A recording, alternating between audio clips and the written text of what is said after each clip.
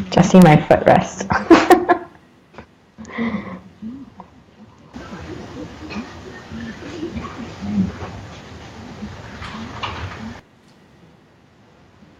Hello, everybody, and welcome to another edition of the American Society of Landscape Architects Emerging Professionals Committee Ask Me Anything events. I love saying that big long title every time. We are very excited to have you with us today for another edition of this event, and we have with us another very exciting guest that I'm looking forward to talking to, someone I've known for quite a while and is very inspiring, and I trust that you will be inspired today as well. So make sure you make use of the comment section to ask questions throughout the event, and we will get to as many of your questions as we possibly can while we're going today. So make sure you do that. So without further ado, let me go ahead and introduce our guest, and we'll let her kind of tell you a little bit about herself and her background right off the bat before we get into questions.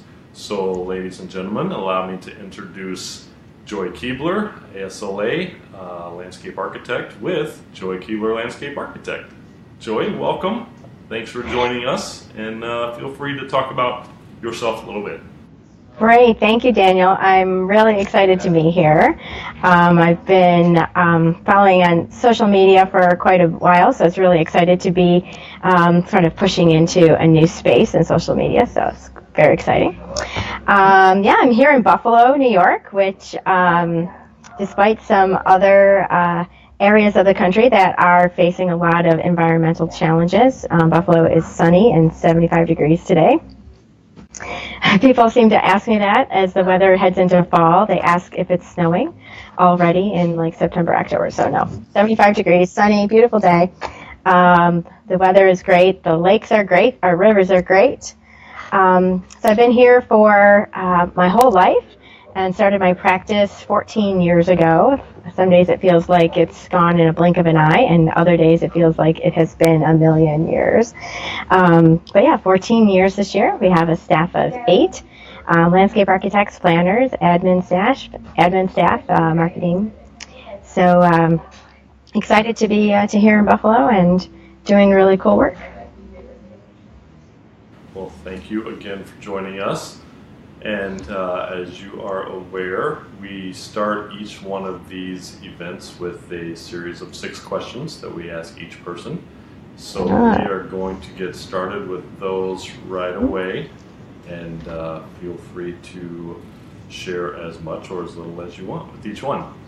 So actually, before I start those, let's talk a little bit. Sometimes we don't get back to this. Let's talk a little bit about how you found landscape architecture. What was your path to finding this career profession? Yeah, and it's a long story, so I'll keep it brief.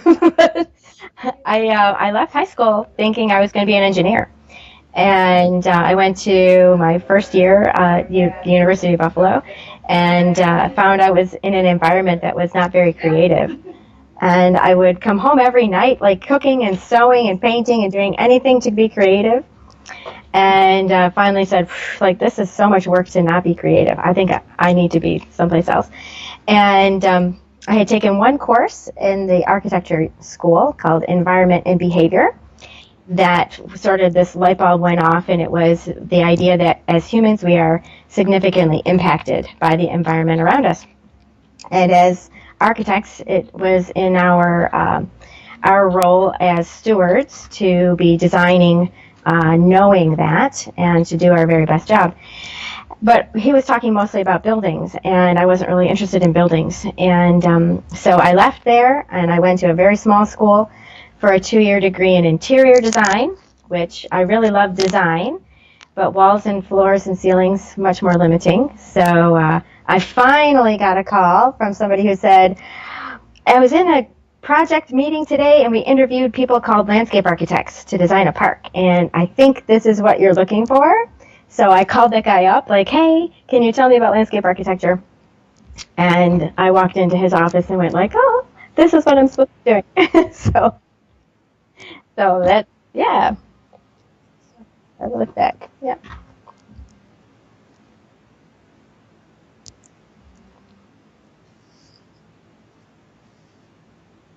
Mhm.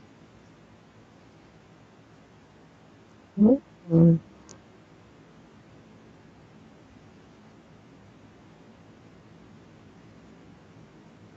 Mhm. This one's kind of interesting because I think there's a lot of my younger personality that just expanded more as I grew, like being exploratory and inquisitive and tenacious. And so I don't need to tell myself all those things. Um, in terms of, I think, though, deciding to be a business owner, right, I kind of question, like, if I had told myself how hard it is, I don't think I would do it, right? So maybe that's not a good plan to tell yourself, like, it's really hard. Don't do it, don't do it. Um, but I think if there's one thing I could tell myself, both as an owner and as a landscape architect, is that doing everything alone is really hard. And so we tend to have these personality traits that are like, I can do this all by myself, and I'm strong, and I can persevere. But really now, as an older, experienced professional, realizing that having collaborations and partnerships in everything I do would have been so much more easy, but also so much more rewarding than just sort of muscling it through on my own. So I think that's something that I would tell myself no matter what is don't feel like you have to do everything by yourself.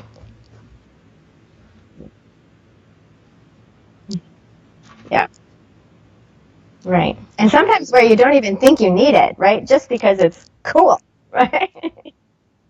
Excellent. Yeah. That is great advice. I think kind of goes against the if you want it done right, do it yourself mentality we get into sometimes. Mm-hmm. That things can get better when more people are participating. Good. Right. Yeah. All right. So actually, let's talking about working with others. Mm-hmm. Who or what possibly has had the biggest impact on your career? Right. Right. Well, and I'm going to say a what, right? Um, right. For me, it has been always been told no. Like the biggest motivator is when someone says no. So, right, you kind of come at it like, well, no, maybe I'm not explaining myself, or maybe I can try it a different way. Maybe there's some way I can move through the no. Whether it's a question around a project, or sometimes it's like, no, you can't accomplish something in your life, right? And I'm like, oh, really? Well, then watch me, right? So I think accepting no doesn't get you anywhere. And figuring out how to move through no and into yes, um, that's been a huge impact on my career, right? Just in all of my life, it's sort of one of those things that's like someone says, oh, no, no, you can't do that. And I'm like, oh, yeah, watch me. So I would say that that's been huge for me.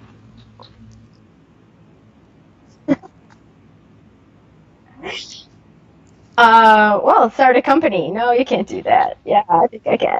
Right? Or watch me.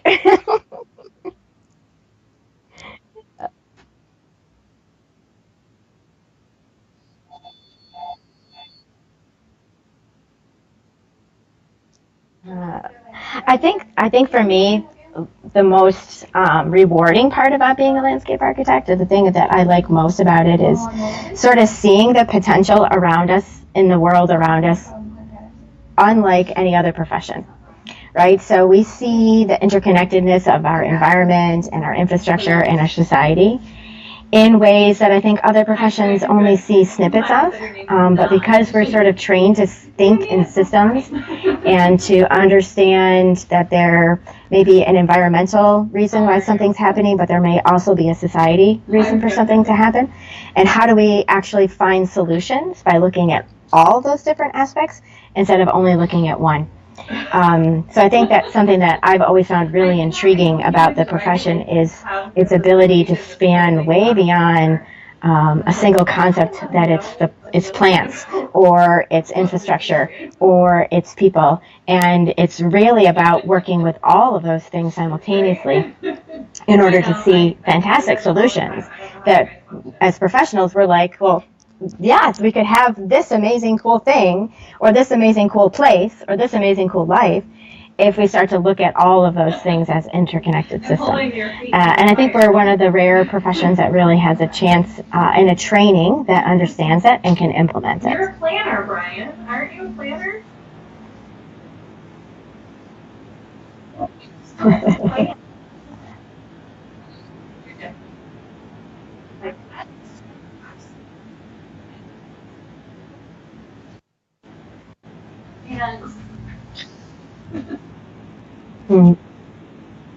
Right. Well, I think first and foremost, right, like, I think we don't leave design school thinking that we're going to spend so much of our life writing, but we actually spend a significant part of our life writing. And how to defend your position, right? So again, it's getting back to not taking no for an answer, right? And understanding those interconnectednesses. It's what position are we taking? What knowledge am I bringing behind that to make my position? And then how far am I willing to defend that position? Now, it's not to say that there isn't communication and that there isn't compromise and there isn't adjustment in all of those things, but understanding the confidence in what you're presenting and believing what you're talking about, believing what you're doing, and being willing to present an argument and to stand by that argument. But I think, and additionally, it's sort of this desire to kind of be ahead of the curve, right? There's so much knowledge coming at us all of the time, and I think where landscape architects can really flourish is when we're on that front edge of where's the next piece of information coming? What's the next piece of data that can support a suggested design or a suggested solution? Always being in that learning space where the world is wondrous, and when the more we're exploring those systems, the more we're able to then impact the world around us. Right. So write well, argue well, always be learning, and front edge of that curve all the time. So when you're hiring for your firm and looking at resumes, what do you like to see on a resume or a portfolio that will convey that the person has what you're looking for? Right. For me, it's sort of, tell me the story of who you are, right? Landscapes are stories, our environment is story. As designers, we're storytellers. So let me know your story. Tell me who you are, right? That's a big one. And for me, I'm okay with playing with the portfolio, playing with the resume. I want to see what you bring creatively. If you're showing up with a resume that looks like 1992 typing class, all right, give me your guts. Tell me what you got, right? And for me, that's totally okay with breaking the resume rules, right? We're designers, right? What other profession in the world could you totally break the resume rules and be totally okay?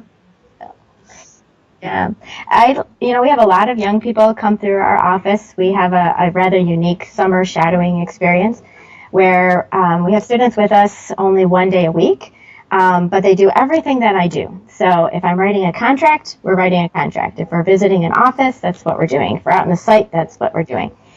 And I tell them all, I cannot teach you confidence, and I can't teach you tenacity, but I can teach you landscape architecture.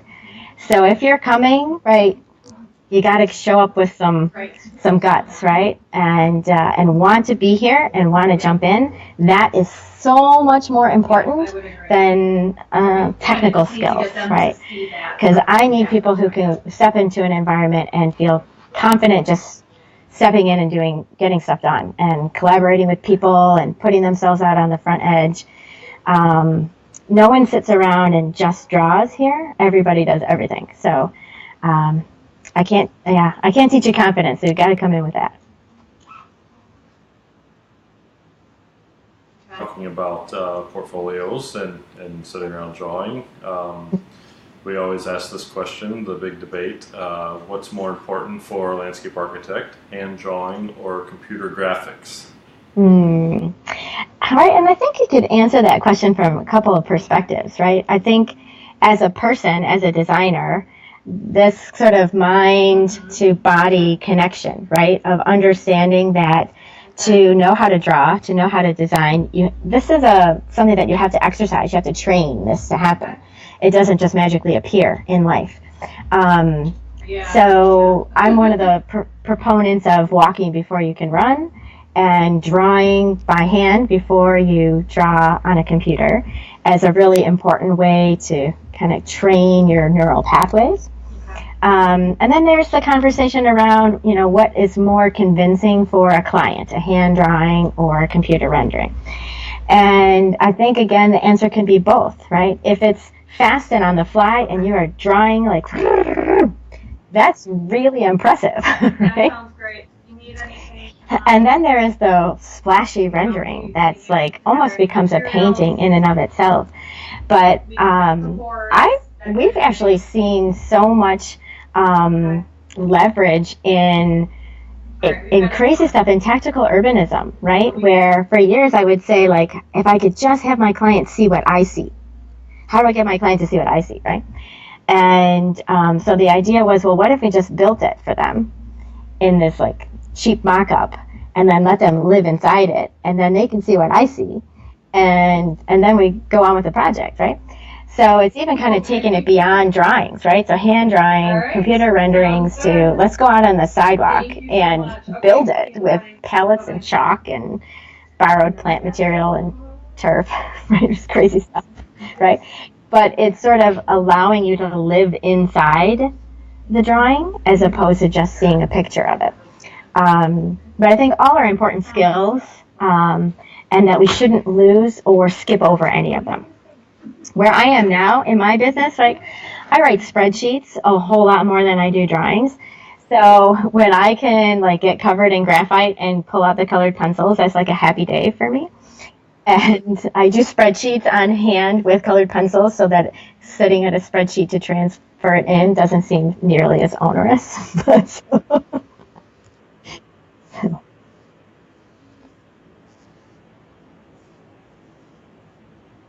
More than drawing and stuff like that.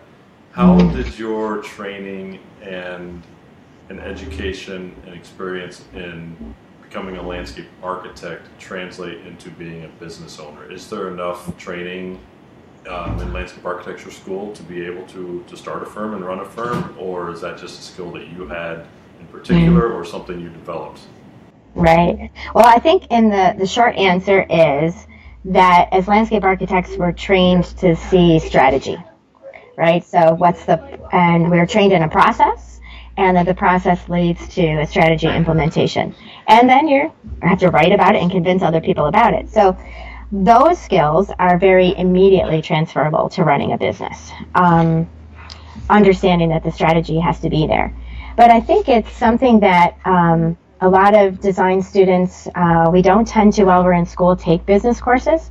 And I would highly suggest that even if you don't think that you're going to be on an ownership track, business classes are vital to sort of how everyday firms operate, right? So if you're thinking that you're going to be in a large multidisciplinary firm and you won't need to understand business, what you do need to understand is why you've been assigned a certain number of hours, what the expectation around what the profit will be based on you completing your work in those number of hours is vital to you having a job the next day, right? So those, I would highly recommend everyone take some business courses. But I think in terms of translating directly from design school to business school, I think there's a big gap there. And whether you take courses in entrepreneurial leadership or you take courses or go on for your MBA, if any level of ownership is in your immediate future, that's a whole nother set of skills that are significantly influenced by us being designers. Now, I will say I have an incredible business coach right now who I met through an entrepreneurial program, and his realm of sort of supporting the business, running the business, was basically a design process. Now, I had gone through years of like profit and loss sheets, like very standard business stuff that would make my hair turn gray and my eyes roll. And here was this teacher saying that we could run a business the same way we do design problems. And I'm like, no way, are you kidding me? do you mean to tell me all this time I could have been running the business like a design problem? And he said, well, it's pretty new as a concept, but yeah, that's kind of the direction that we're going.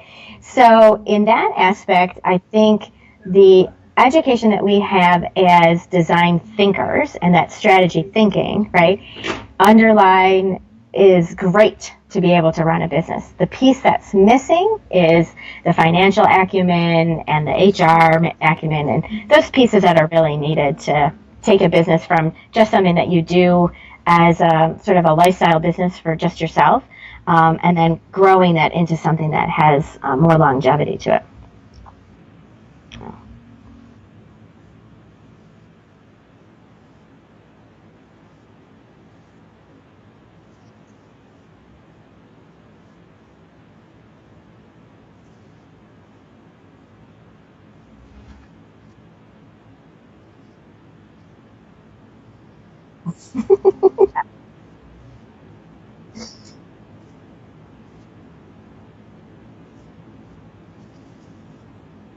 Wow, right? There's too many, right? So it's sort of like, do you pick Versailles when Louis XV was there, or like when it's under construction, right? Do you pick Yosemite before people had ever, explored it? But I think for me, as a proud Buffalonian, the 1901 Pan Am Exposition, which is like the World's Fair, but it was North America, South America, and Buffalo hosted that. And the night they turned on the electric tower, it was the first public example of electricity in a large-scale environment. And it was adjacent to what was in the process of Olmsted's Delaware Park, which he claimed as his best planned city. It was adjacent to this up-and-coming contemporary art movement. It was adjacent to a pastoral cemetery. This expo fair was all in the midst of that incredible landscape that was emerging at the time. So I think that would be my golden ticket pick.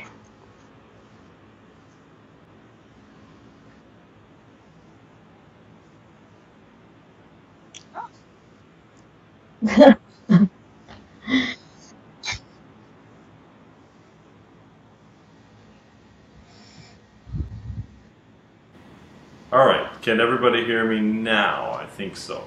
It looks like it's ringing through. So hopefully we're good. Let's go to our first audience question. We have a question from Leo Lopez. Leo says, howdy, I am majoring in landscape architecture at Texas A&M. That's the howdy.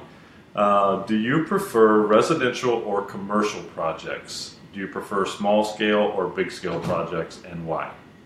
Okay. Well, for me, I prefer commercial or institutional over residential.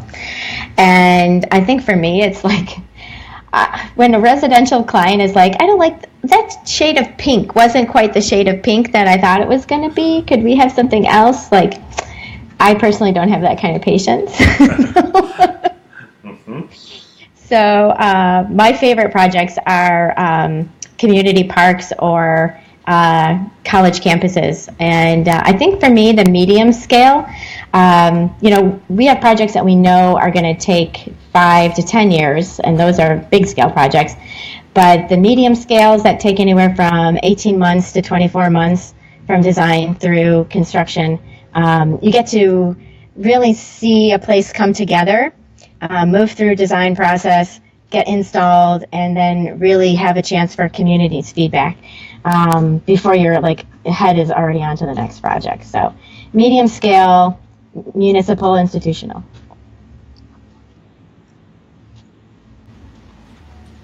Our next question is about ASLA, actually, which is great since this is an ASLA event.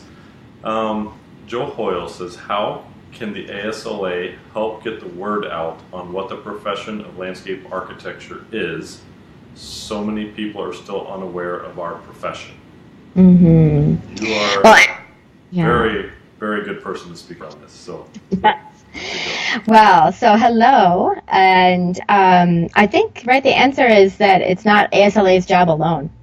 I think ASLA has been doing an incredible job, particularly on the advocacy front in Washington and having policymakers better understand what landscape architecture is. I'm really excited about the upcoming rebranding. So for audience members who are not aware, ASLA has taken on the challenge of how come people don't know about landscape architecture and what can we do? So they have taken on an incredible rebranding and awareness building effort. But I think it also comes back to, right, the complexity of the profession itself is a hard thing to define, right? When you say that you're a doctor, people automatically, oh, a doctor. And now you might be a specialist in something, but they not necessarily know, like, cardio, thoracic, something, right? But they just hear doctor and they have an understanding of what you do. So the complexities of the profession also lead to a big part of that challenge. But I think it also behooves us as practitioners to be out there as much as we can with as many as people as we can to sort of be talking about the value of what we do and how we do it and how it changes communities, so that we're as much as a PR machine as ASLA is, right? I think neither entities can do it on their own, and it has to be a collaborative effort. And you are definitely a PR machine. You are incredibly active all across social media and always out there. What would you tell others the benefits of that are for the profession, which you talked about a little bit, but also for your personal career and your firm? Right. Well, I think as a small owner in a medium-sized community that tends to be the butt of every Super Bowl joke known to man, I had to kind of find a way to have a voice. And social media allowed me to have a voice that was significantly further than my local community. My personality is very share-oriented, so I didn't have any qualms about sharing significantly on social media. For me, it's been enormously advantageous in terms of how we let people know what we do and how we do it, about the profession, and for me to have so many incredible collaborations with people all around the world that I might not otherwise know, right? Like, I have Twitter friends that I really know through Twitter, and when we meet in real life, it's like a big celebration, right? Like, Twitter people in real life, yay! Right, so now I'm doing an upcoming presentation at the Los Angeles conference, and I'm partnered up with some practitioner owners from some larger firms. So we've got owners from big firms, medium but well-known firm, and then my firm is the small firm, right? And it was really interesting hearing the other participants in the panel about, like, well, so do you communicate through Twitter? Do you communicate through Facebook, Instagram, LinkedIn? And they're all like, "Oh no, I don't do any of that stuff. I don't know how to do that, and I don't have time for that." And it was such a huge difference between, like, my perspective, which is like, I have to do that. Like, I don't have the value of your name recognition, so I have to be out there kind of drumming up the name of the company all of the time because I don't have a marketing department to depend on, right? So it allows us to have a big presence in the world through a relatively inexpensive, and really, when you think about it, a relatively easy operations, right? Like, they say they don't have time, and I'm like, well, it takes me 12 seconds to tweet, so it's just sort of how you think about time, right? All right. Based on a few things you just said throughout those couple questions, I have a couple follow-ups. Okay. One, you were talking about, a doctor. Okay, I know you're a doctor, but I might not know the specialty, etc. I sat through an event one time where they had an interesting thing where if you could change the name of landscape architecture, what would you change it to? That might make it more understandable. Do you think it should be called something different? What would you call it? Yeah, right. It's a tough one because you want to hold on to landscape architect with like a fist, like, I will not let it go. But we actually, and I have to admit that when I am out at a mixer or a networking event, I gave up this past year, I gave up introducing myself as a landscape architect. And instead, I introduced myself as an architect. And then when they say, oh, what kind? I say, I'm a landscape architect. And it is amazing that the conversation starts completely differently. When I'm a landscape architect, the first thing they want to ask me about is their backyard, right? Or they think that I plow snow in the winter. If I introduce myself as an architect first, then the conversation is completely, I'm a design professional and I'm highly educated. So now in thinking of what I might rename the profession, I've been kind of talking around here a little bit about, like site architect, that kind of leaves the connotation of plant material off. So if you're a civil engineer, if you're a site architect or a building architect, that language starts to change a little bit. And it's amazing going to something as ubiquitous as site. Like, really? That's not a really complicated word. But I think it takes the connotation of plant materials out of the equation, but doesn't preclude them from happening. Yeah. Answer. Yeah, it seems like you're right, the landscape, but they hear that word and then the rest is kind of tuned out. So it's just immediately. Yeah, it's just blah, blah, blah, right?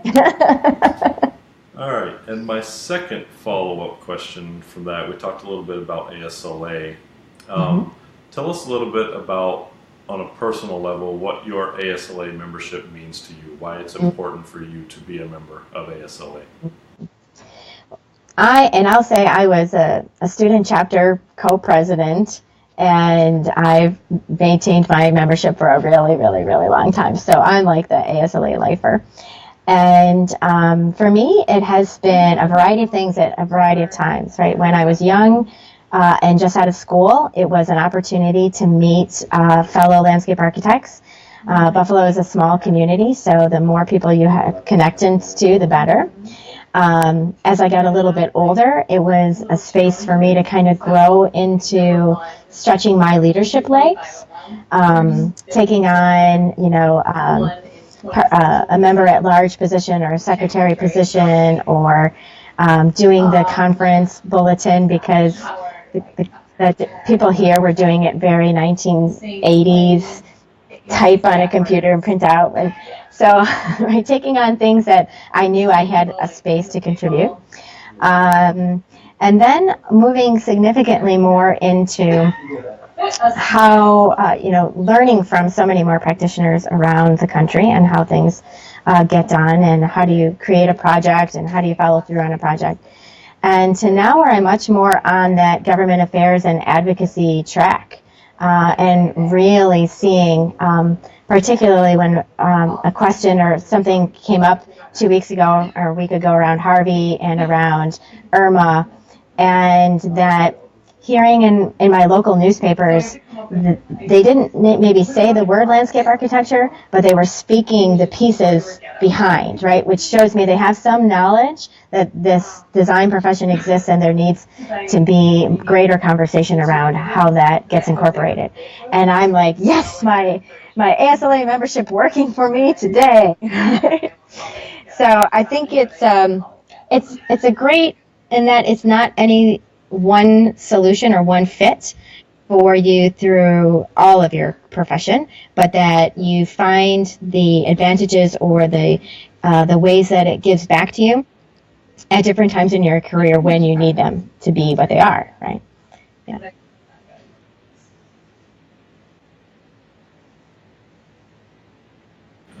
Sorry, my volume's off again. So you're sort of in an advocacy stage right now.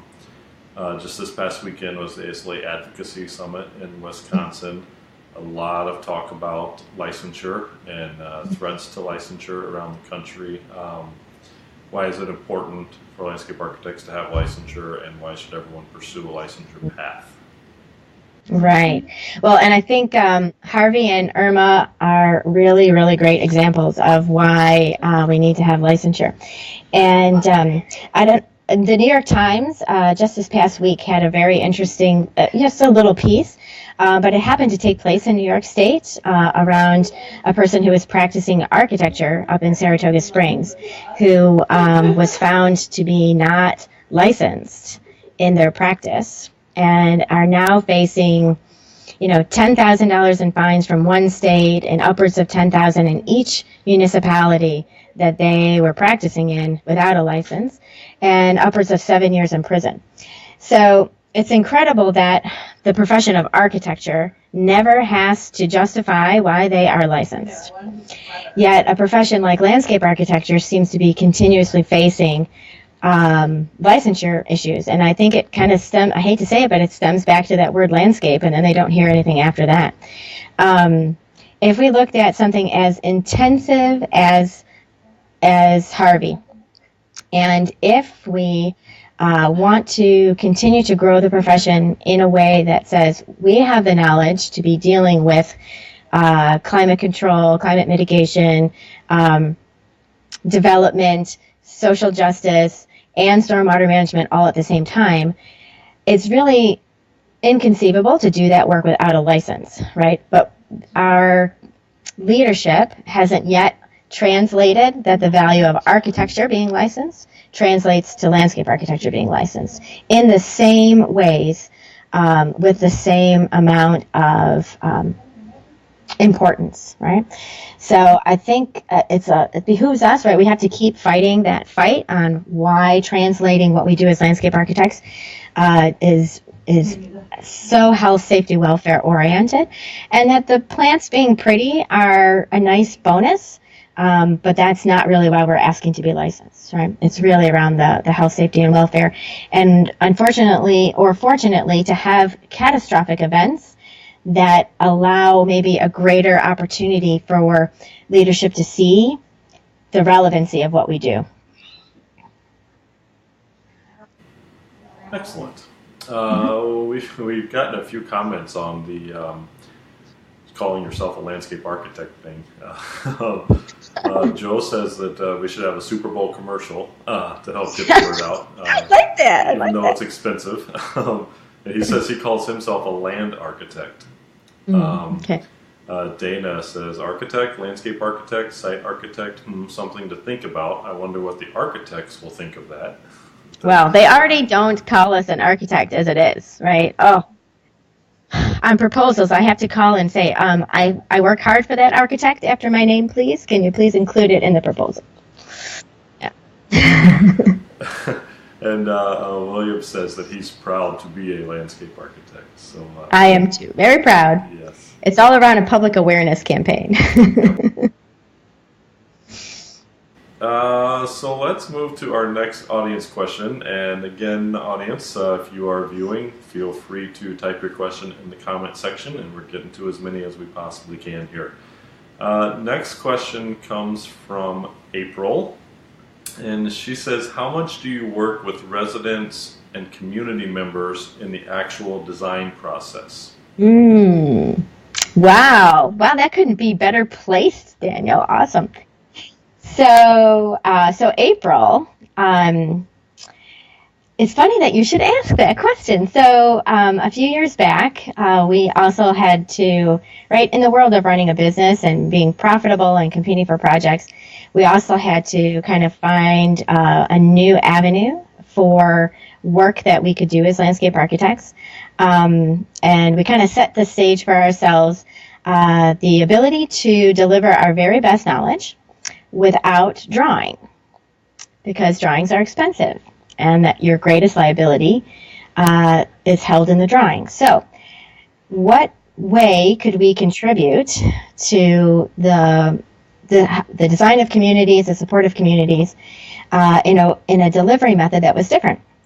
And at the same time, we have been struggling since I graduated, where community participation is an important part of the design process. But a lot of projects and a lot of municipalities sort of just check the box, right? They have a meeting in a school gymnasium, and either 50 people show up and they're all really angry, or 5 people show up, or 2 people show up, which is, neither case is really beneficial to the project.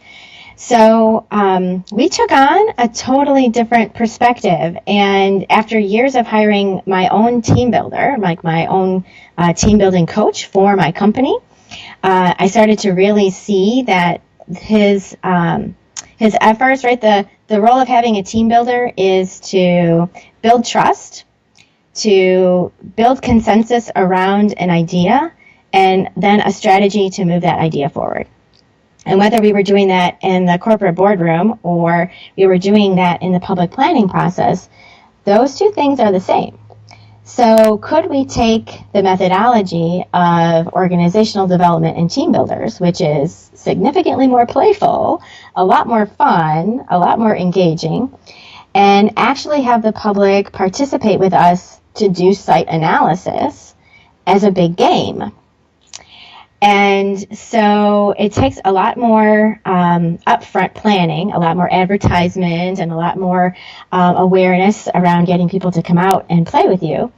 But the impact has been that we're able to talk to several hundred people in one realm, a sort of a conversation realm, and then we can have 30, 40, 60 people come out for a site tour where we're either stomping through the woods with our boots, or we might be on a bicycle on a trail, or we might be on a boat for a waterfront.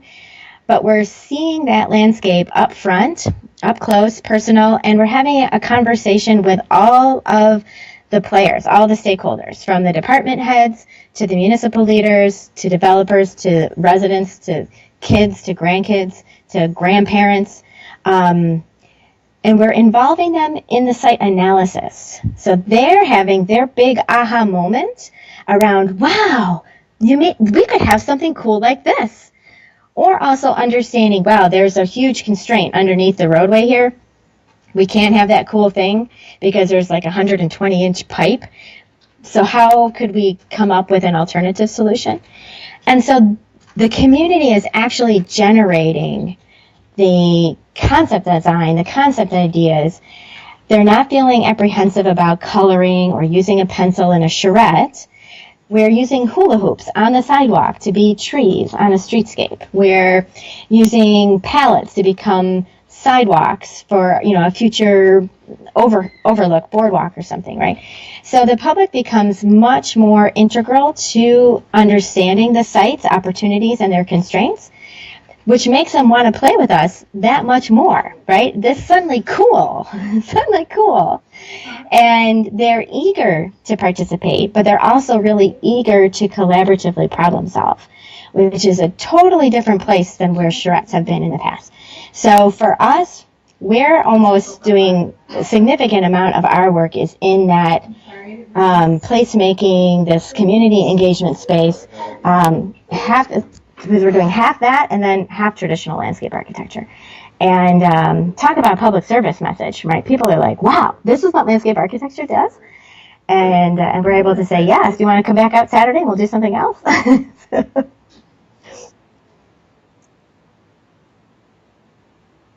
Yes, right? Yeah, right,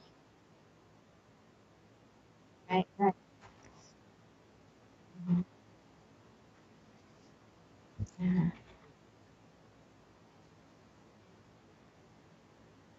Well, it's really rewarding when somebody from the community is like, I've lived here my whole life and I have never seen what we looked at today. Like I never saw the possibilities.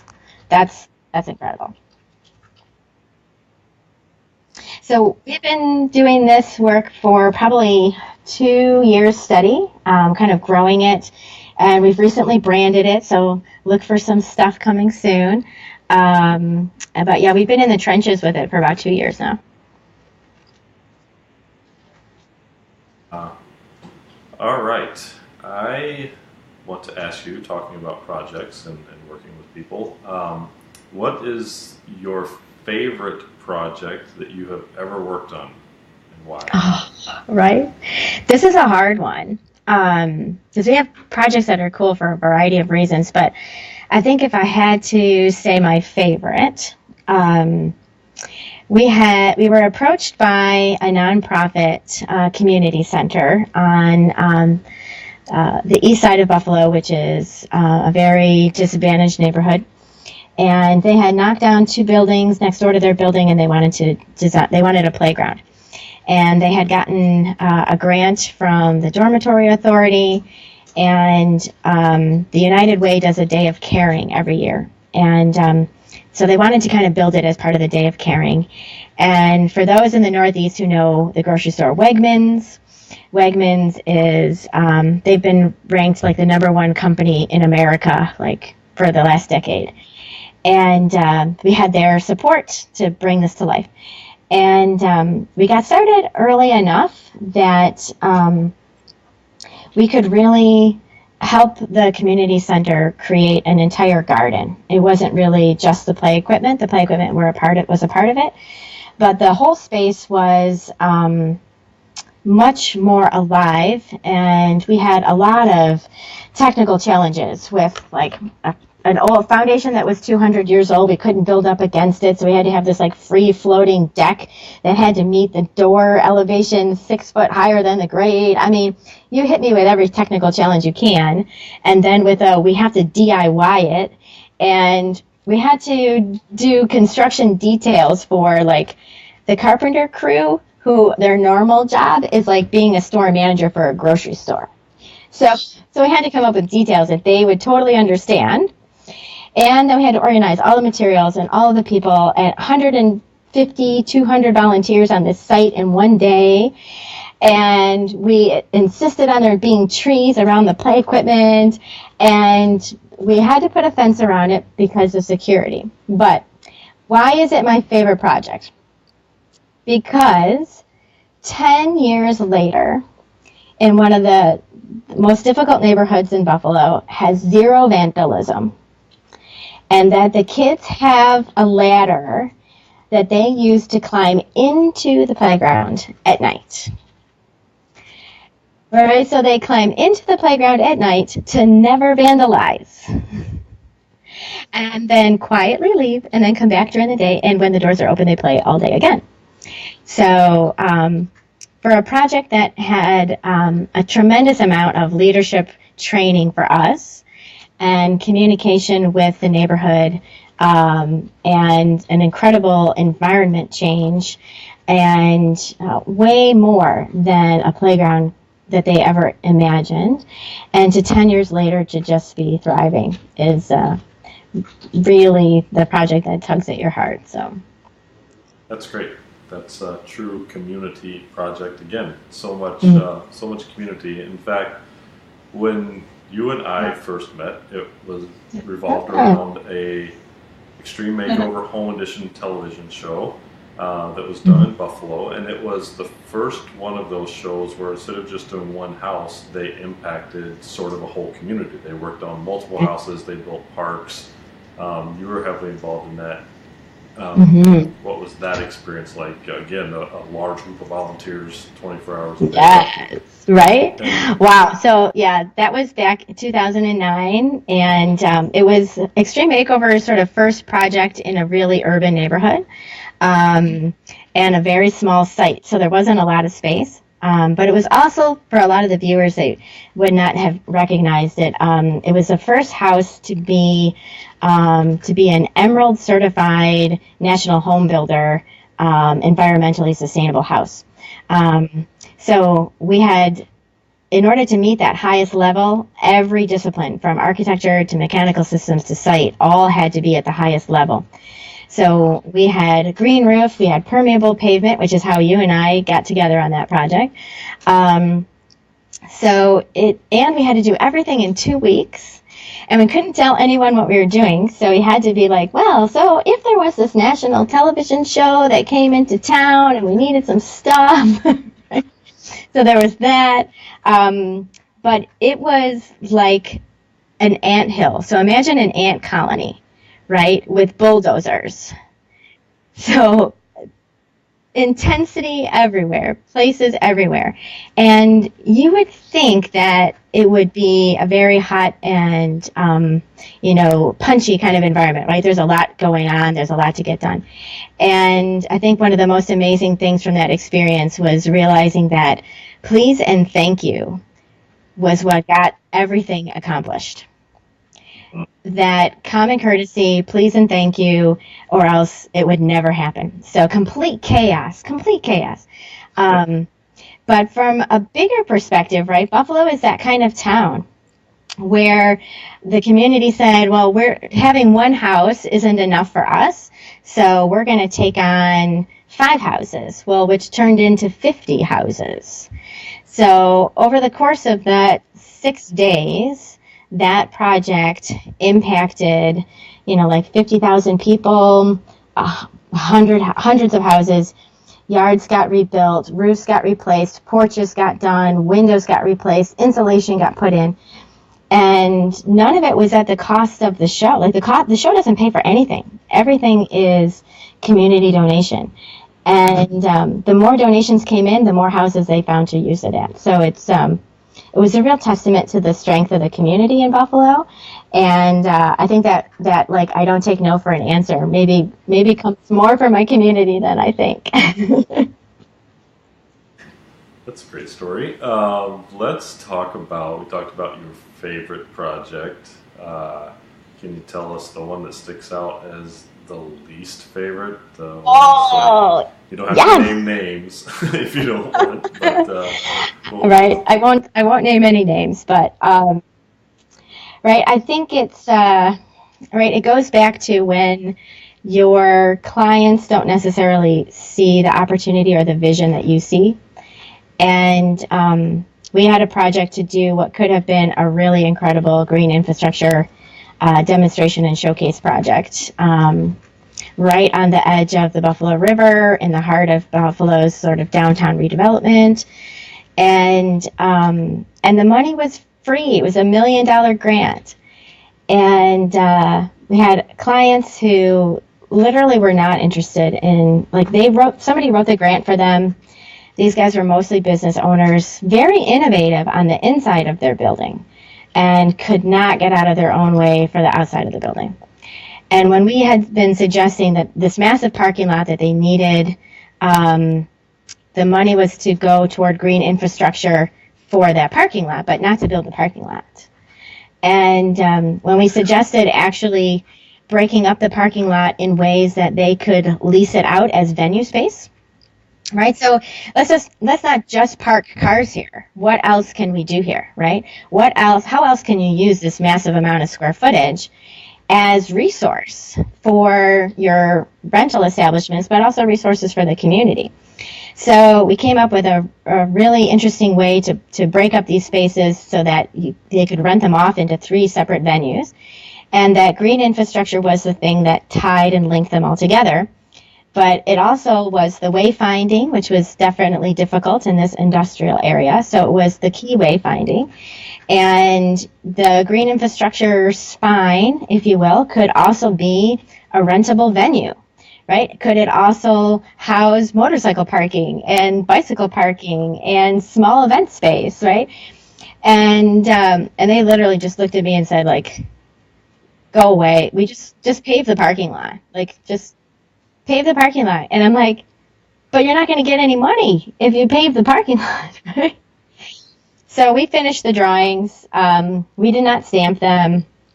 I don't think that they didn't build what we told them to draw, so I don't think that they're going to get the money to build the project at all.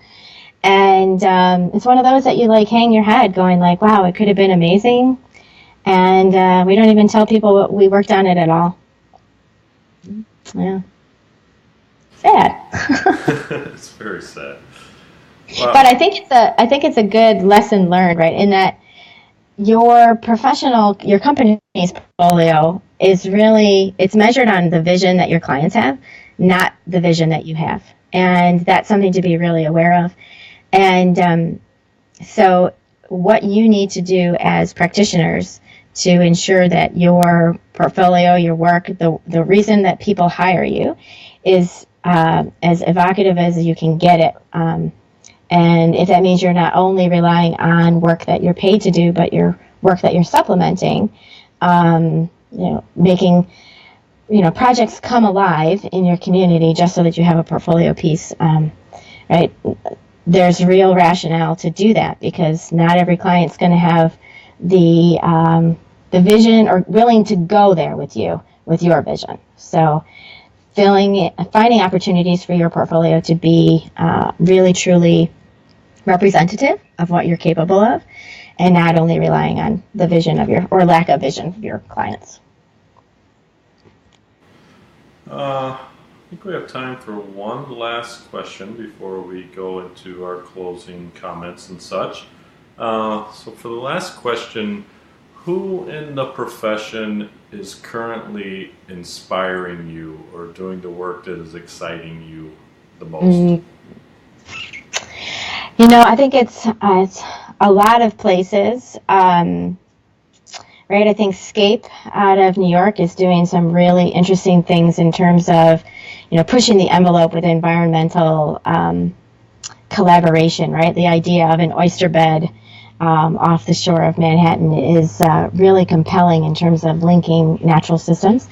And I think Mike Lydon, who's not a landscape architect, but sort of has really pushed the world of tactical urbanism and sort of coined it.